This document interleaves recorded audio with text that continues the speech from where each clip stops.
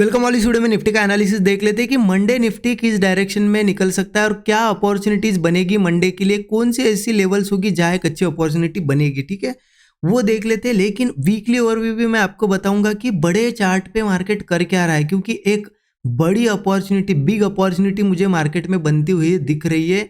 क्या क्या बन रहा है यहाँ पे, कौन सा प्राइस एक्शन बन रहा है या फिर क्या चार्ट हमें बता रहा है, वो मैं आपको यहाँ पे एक्सप्लेन करूंगा कि रीजंस क्या है एग्जैक्टली वो बड़ा मूव आने के। ठीक है, और देखिए बैंक निफ्टी का भी मैं आपको थोड़ा बड़ा चार्ट पे क्या चल रहा है बता देता हूँ, क्योंकि यहाँ पे वीकली एक्सपायरीज बंद हो गई तो इंट्राडे तो मैं ज़्यादा कर नहीं रहा हूँ बैंक निफ्टी में, फिर भी बड़े टाइम फ्रेम पे बता देता हूँ। तो सबसे पहले तो बैंक निफ्टी पे ही चलते हैं।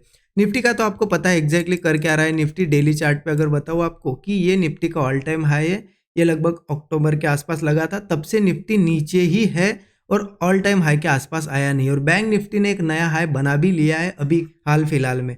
तो देखिए प्राइस एक्शन के हिसाब से क्या करता है ना मार्केट, हमेशा निफ्टी बैंक निफ्टी सिंक्रोनाइजेशन में चलता है। तो क्या करेगा ना, निफ्टी अभी तक हाई लगाना बाकी है, बैंक निफ्टी ने लगा दिया, तो अगला मूव क्या होगा निफ्टी का कि यहाँ पे ये हाई लगा दे और ये मूव जो बैंक निफ्टी लग गया है हाई, तो निफ्टी कवर करने की कोशिश करेगा। अब बैंक निफ्टी पे चलते हैं। तो एक चीज आप समझ गए कि अगर निफ्टी ट्राई करेगा ऊपर आने के लिए तो बैंक निफ्टी क्या करेगा, नीचे तो नहीं जाएगा ना, बैंक निफ्टी भी ऊपर आएगा, बैंक निफ्टी और नया हाइज लगाएगा। तो बैंक निफ्टी का अगर स्ट्रक्चर देखे, ये देखिए डेली चार्ट बैंक निफ्टी का ओपन कर दिया, आप क्लियर स्ट्रक्चर देख सकते हैं। बैंक निफ्टी अभी ये नया हाई लगा था, उसके बाद से थोड़ा पॉज लिया है और इस तरीके से एक स्ट्रक्चर बना है, बहुत बढ़िया कंसोलिडेशन हो रहा है। और यहाँ से ऐसा मैं अगर मार्क करूँ तो आपको दिखेगा एक प्यारा सा चैनल भी बना है।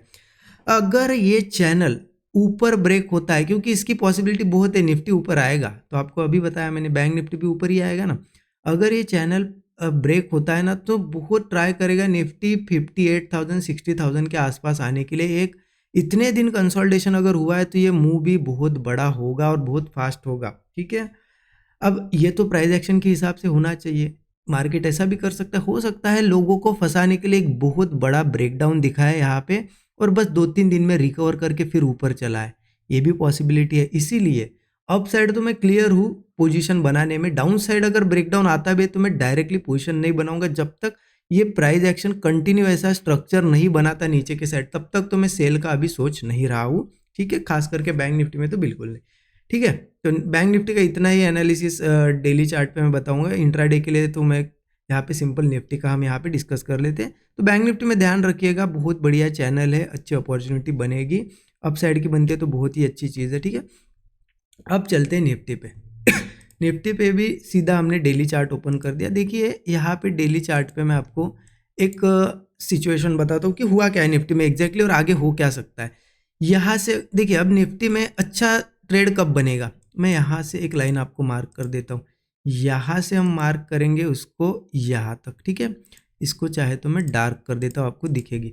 अब यहाँ पे क्या है, देखिए रेजिस्टेंस, यहाँ पे रेजिस्टेंस, यहाँ पे रेजिस्टेंस। अब एग्जैक्टली हम क्या कर रहे हैं ना कि निफ्टी का जो रेजिस्टेंस है उसके आसपास आसपास घूम रहे हैं। निफ्टी में एक बहुत बढ़िया ब्रेकआउट कब बनेगा, ये रेजिस्टेंस ब्रेक होगा और एग्जैक्टली ये लेवल भी आ रही है 25,000 के आसपास ही। ठीक है, तो सिंपल है, जब मार्केट ये 25,000 की साइकोलॉजिकल लेवल भी है और यहाँ रेजिस्टेंस भी, ये जब निकलेगा ना, इसके ऊपर जब निकलेगा तो मुझे लगता है ये मूव बहुत ही ज़्यादा फास्ट होगा, क्योंकि उसने टाइम अच्छा खासा स्पेंड कर लिया है और ये फिर नया हाई लगा देगा 26,000 26,200 300 ईजिली क्रॉस करेगा और इसके ऊपर भी जा सकता है। तो ये एक बहुत ही बढ़िया अपॉर्चुनिटी बन रही है, प्राइस एक्शन के हिसाब से भी बन रही है, क्योंकि मैंने रीज़न क्या बता दिया आपको, अभी रीज़न बताया कि बैंक निफ्टी नया हाई लगा दिया, निफ्टी भी लगाएगा और यहाँ पे रेजिस्टेंस के आसपास सस्टेन भी कर रहा है।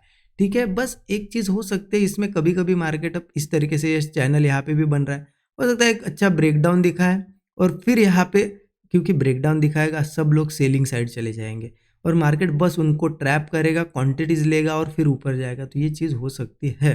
ठीक है, पॉसिबिलिटी तो यही है कि सीधा ही ब्रेक करे, बट मैं आपको बता रहा हूँ क्योंकि लोग क्या होते हैं ना, बायस होंगे कि नहीं यार ब्रेकआउट आएगा, ऑल टाइम हाई लगेगा और मंडे से सीधा पोजीशन बनाना शुरू करेंगे और मार्केट आ जाएगा, थोड़ा एक ब्रेकडाउन देगा, फिर सब लोग डर के मारे निकल जाएंगे, अरे ऐसा क्या हुआ, ये तो गलत हो गया, एनालिसिस ऐसा हो गया, और निकल जाएंगे और निकलती ऊपर जाएगी। इसलिए मैं बता रहा हूँ कि बायस होकर ट्रेड प्लान नहीं करना है। ठीक है ना, बुलिश हमें ट्रेड प्लान लेने करने हैं तो आने दो, ब्रेकआउट आने दो, अच्छा खासा सस्टेन करने दो, एक आध दिन थोड़ा क्या होगा, स्टॉप लॉस ही बड़ा होगा ना, लेकिन एक अच्छा मोमेंटम मिलेगा। अभी तो हम रेजिस्टेंस के पास है, हो सकता है और टाइम स्पेंड करें, एक वीक यहाँ पे और टाइम स्पेंड करें, ऐसा ऐसा फिर निकले। इसीलिए कभी बायस होकर ट्रेड प्लान नहीं करना है, प्लान करना है सेटअप बनने के बाद ही, ठीक है। ये तो एनालिसिस हम कर रहे हैं यहाँ पे, ठीक है। अब चलो पोजिशनली तो आपको समझ में आ गया क्या करना है, इंट्राडे के हिसाब से देख लेते हैं अब ठीक है। तो उसके लिए हम चलते सीधा 15 मिनट चार्ट पे, ठीक है। अब इंट्राडे की अगर बात करें ना, तो एक चीज़ क्लियर है, बहुत ही ज़्यादा क्लियर मुझे एक चीज़ दिखाई दे रही कि हमने यहाँ पे रेजिस्टेंस ले लिया और उसके आसपास ही सस्टेन कर रहे हैं। और यहाँ पे इस लेवल के आसपास अगर बताऊँ तो आपको दिख भी रहा है, यहाँ पे एक सपोर्ट जोन बना हुआ है। क्या बना हुआ है? Support zone. अब मार्केट ने देखिए एक क्या की ये चीज़ कि यहाँ पे सपोर्ट लिया था, ठीक है, 29 को, और ऊपर गया था, ऊपर जाना था तो यहाँ से जा सकता था, वापस इस सपोर्ट के आसपास आया, तो मुझे लगता है ये सपोर्ट फिर से टेस्ट होगा या फिर इसके नीचे भी जा सकता है। तो ओपनिंग मैटर करेगी, ध्यान रखना, ओपनिंग मंडे की बहुत ज़्यादा मैटर करेगी, क्योंकि यहाँ है सपोर्ट लेवल, ठीक है। सपोर्ट लेवल कौन सा है? 24,700। अब ओपनिंग क्यों मैटर करती है मैं आपको बताता हूँ। क्योंकि देखिए ये सपोर्ट है, अगर मार्केट सीधा सपोर्ट के नीचे ओपन होता है तो समझ लिया जाता है प्राइस एक्शन के रूल के हिसाब से कि सपोर्ट ब्रेक हुआ। फिर मार्केट अगले सपोर्ट तक जाता है, क्या करता है? अगले सपोर्ट तक जाता है। अगला सपोर्ट कहाँ पे आएगा? फिर सीधा 24,530 का एक सपोर्ट है, 24,400 का भी है, ठीक है। ये है सपोर्ट्स। तो अगर सीधा गैप डाउन होता है तो बहुत ज़्यादा चांसेस क्या रहेंगे? नीचे जाने के। तो ज़रूरी नहीं है कि सीधा इसके नीचे गैप डाउन हुआ मतलब पुट लो, ऐसा नहीं कि मार्केट सीधा ही जाएगा। मार्केट इसके नीचे गैप डाउन हुआ मतलब अब सेल साइड ये आएगा, ये हमारा एक व्यू बन गया। क्या बन गया? व्यू बन गया। फिर उसके बाद मार्केट क्या कर सकता है ना, गैप डाउन होने के बाद थोड़ा बहुत ऊपर भी जा सकते हैं, जाने दो। उसके बाद जब वो नीचे आएगा फिर से सपोर्ट के आसपास होल्ड करके ब्रेक डाउन देगा, तब हम पुट लेंगे। फिर हमारा ये एक टारगेट होगा। लेकिन ये कब की बात है? अगर गैप डाउन की बात। लेकिन मार्केट अगर सीधे 24,700 के ऊपर ही ओपन होता है, बहुत ही ज़्यादा पॉसिबिलिटी रहेगी ऊपर जाने की, ठीक है। मतलब सेटअप बनने के बाद, ज़रूरी नहीं तो फिर यहाँ से गिर रहा है और आप सोच रहे हो कि नहीं ऊपर ही जाएगा, ऐसा नहीं। इसके ऊपर सेटअप बनना चाहिए ना तो ओपनिंग मैटर करेगी। इसके ऊपर ओपन होता है मतलब अभी भी सपोर्ट के ऊपर ओपनिंग है, तो हम क्या करेंगे? फिर इसके ऊपर यहाँ पे 24,700 के आसपास अगर कंसोलिडेट करके ब्रेकआउट आता है तो भी यहाँ पे अपसाइड का ट्रेड प्लान कर सकते हैं। या फिर हो सकता है मार्केट थोड़ा आपको 5 मिनट चार्ट पे दिखाए ब्रेकडाउन जैसा, ठीक है, यहाँ से नीचे आता हुआ दिखाए थोड़ा सा हमें। फिर 5 मिनट चार्ट पे आता है तो हमें क्या लगता है कि ब्रेक हुआ, ऐसा नहीं है। मार्केट फिर अगर थोड़ी देर बाद ऊपर आता है और सस्टेन करता है और कोई ब्रेकआउट देता है, तो फिर मैं यहाँ पे कॉल लेने के लिए और ज़्यादा क्वांटिटी में लूँगा। मतलब अगर मैं यहाँ पे पहले 80% क्वांटिटी लेता हूँ तो यहाँ 100% क्वांटिटी लूँगा। क्यों? क्योंकि यहाँ पे वो नीचे जाने की कोशिश कर रहा है, 5 मिनट पे लोगों को क्या दिखा रहा है कि नीचे जा रहा हूँ। लेकिन आप अगर थोड़ी देर बाद देखोगे 15 मिनट या 1 आवर चार्ट पे, तो आपको दिखेगा कि यहाँ पे सिर्फ ऐसी एक कैंडल, मतलब हैमर कैंडल बनी हुई होगी। इसीलिए क्या करना है, समझ गए आप, कि अगर 24,700 के ऊपर यहाँ कहीं ओपन हो और वो नीचे जाए थोड़ा और 5-10-15 मिनट बाद अगर ऊपर आए, तो फिर हमारे लिए बुलिश ही रहेगा मार्केट। अगर कंसोलिडेट करके कहीं पे भी ब्रेकआउट बनता है तो कॉल साइड का ट्रेड प्लान करेंगे, और ये मूव मुझे लगता है बहुत ही ज़्यादा फास्ट होगा। स्टॉप लॉस वही 24,700 के नीचे का रख सकते हैं हम, छोटा सा। ये मूव बहुत ही फास्ट होगा, क्योंकि ये ब्रेकडाउन दिखा रहा है ना, यहाँ पे जो लोग सपोर्ट समझ के खड़े, उनको ब्रेकडाउन दिखा के अगर ऊपर आके सस्टेन करके ब्रेकआउट देगा, ये मूव बहुत ही ज़्यादा फास्ट होगा। क्योंकि जब जब लोग ट्रैप होते हैं मूव बहुत फास्ट आता है, और ये मुझे लगता है फास्ट मूव सीधा ब्रेकआउट वाला होगा। जो हमने डेली चार्ट पे लाइन मार्क करी है ना, ये ब्रेकआउट कर देगा, ठीक है। हो सकता है मंडे करे या ट्यूसडे करे, बट ये पॉसिबिलिटी है यहाँ पे, ठीक है। तो मैं यहाँ पे अच्छा खासा 25-30 पॉइंट का स्टॉप लॉस लगा के ट्रेड प्लान करूँगा। मेरा टारगेट तो बड़ा रहेगा, बट देखूंगा अगर देखिए मार्केट मूव कर रहा है और बहुत ही स्लो फिर हो रहा है ऊपर जाने के बाद ऐसा, तो फिर थोड़ा सा रिवर्स भी आ सकता है, तो हम यहाँ पे बुक कर लेंगे। जो भी हमारा रिस्क रिवार्ड 1:3 1:4 अगर मिल गया तो बस है हमारे लिए सफिशियंट है, ठीक है। क्लियर हो गया कि गैप डाउन इसके नीचे होता है तो फिर सेलिंग का व्यू रहेगा, इसके ऊपर ओपन होता है थोड़ा बहुत हम बुलिश ही देखेंगे। हाँ, सेलिंग कब कर सकते हैं कि चलो नीचे गया, बहुत ही देर 15-20 मिनट सस्टेन ही कर रहा है, फिर ब्रेकडाउन दे रहा है नया, तो फिर हम सेलिंग साइड सोच सकते हैं, ठीक है। ओके, ये तो हो गया क्लियर। अब सिचुएशन ये आ जाती है कि अगर मार्केट में सपोर्ट यहाँ पे, रेजिस्टेंस यहाँ पे अगर बीच में ओपन हुआ तो कन्फ्यूजन का जोन है यहाँ पे ना। तो ऐसे टाइम हम क्या करेंगे, मैं यहाँ पे 2 ट्रेड प्लान, मतलब 2 ट्रेड में मेरी रिस्क डिवाइड कर दूंगा। अगर मार्केट गैप अप होता है, थोड़ा सा नीचे आके सपोर्ट बना के ऐसा कंसोलिडेट अगर करता है, ब्रेकआउट देता है, तो मैं यहाँ पे अपसाइड का ट्रेड प्लान करूँगा, ठीक है। क्योंकि देखिए सपोर्ट ऑलरेडी सपोर्ट के ऊपर है, हम अगर गैप अप होता है यहाँ पे कंसोलिडेट करके ब्रेकआउट देता है तो हो सकता है ब्रेकआउट बन जाए यहाँ पे, ये भी रेजिस्टेंस ब्रेकआउट करे।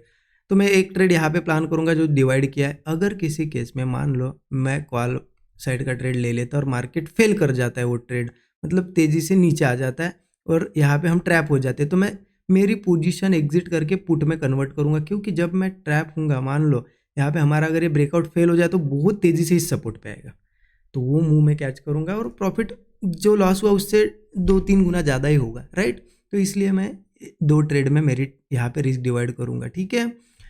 अगर मान लो ऐसा ब्रेकआउट नहीं आता है, सीधा ओपन होता है गैप अप मार्केट, कंसोलिडेट थोड़ा सा होल्ड करके ब्रेकडाउन ही देता है, तो भी हम पुट ले सकते हैं।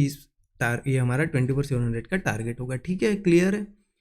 बस बहुत ही अच्छा और सेफेस्ट बुलिश ट्रेड कब बनेगा, ये एक बार 25,000 निकालने दो। मान लो किसी केस में बहुत ही बड़ा गैप अप वगैरह कुछ हुआ, कंसोलिडेट करके निकाल दिया 25,000 या इसके ऊपर सस्टेन करके अगर ब्रेकआउट आया तो फिर अच्छा मोमेंटम आएगा, फिर इसके ऊपर टारगेट सीधा 25,200, 25,400, सॉरी 25,400, यही टारगेट्स होंगे इसके ऊपर, ठीक है।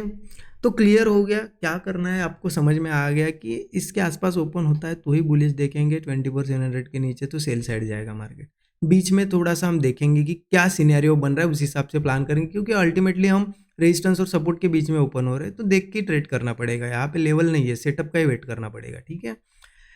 बाकी एनालिसिस कैसा लगा आप ज़रूर बताइए यहाँ पे कमेंट में। और देखिए ये जो मैं चीज़ें बता रहा हूँ, ये डीप एनालिसिस करके यहाँ पे पूरी चीज़ें समझ के यहाँ पे मैं आपको बता रहा हूँ। तो ये चीज़ें अगर सीखने हैं आपको, मेंटरशिप प्रोग्राम आप ज़रूर यहाँ पे चेकआउट कर सकते हो, वीडियो के डिस्क्रिप्शन में लिंक है, उसमें बेसिक टू एडवांस पूरी चीज़ें सिखाई गई है, बेसिक टू एडवांस, ठीक है। और एक से एक पूरी चीज़, मतलब कैसे क्या यहाँ पे एनालिसिस करना है, कैसे सेटअप्स बनते हैं, कितने प्रकार के सेटअप्स होते हैं, उसके बाद उन सेटअप्स पे एंट्री लेके स्टॉप लॉस कैसे लगाना है, कितना टारगेट लेना होता है, ठीक है। साइकोलॉजी, रिस्क मैनेजमेंट और मनी मैनेजमेंट, सबसे इंपॉर्टेंट पार्ट तो मैं साइकोलॉजी को मानता हूँ। तो साइकोलॉजी का पार्ट भी बहुत अच्छे से उसमें कवर किया गया है, क्योंकि सीखने के बाद भी अगर साइकोलॉजी आपकी स्ट्रांग नहीं है ना, तो आप लॉसेस ही करोगे। तो वो साइकोलॉजी कैसे इंप्रूव करना है वो भी सिखाया है। और साथ ही साथ में मैं यहाँ पे आपको स्टूडेंट ग्रुप का एक्सेस भी मिल जाता है, जिसमें मैं जो डेली ट्रेड ले रहा हूँ वो मैं शेयर करता हूँ लर्निंग पर्पज से, सो दैट आपको वहाँ पे लाइव मार्केट में समझ में आए कि कैसे सेटअप बन रहे, कैसे स्टॉप लॉस लगाए जा रहे हैं, कैसे टारगेट्स बुक हो रहे हैं। तो लाइव मार्केट में वो सेटअप बनने से पहले अगर यहाँ पे ब्रेकआउट बन रहा है तो मैं पहले ही शेयर करता हूँ कि ब्रेकआउट बन रहा है, तो वो एक्सेस भी मिल जाएगा आपको स्टूडेंट ग्रुप का। तो ज़रूर मेंटरशिप प्रोग्राम आप चेकआउट कर सकते हो, वीडियो के डिस्क्रिप्शन में लिंक है, ठीक है। बाकी एनालिसिस कैसा लगा आप ज़रूर बताइए। Thank you so much everyone.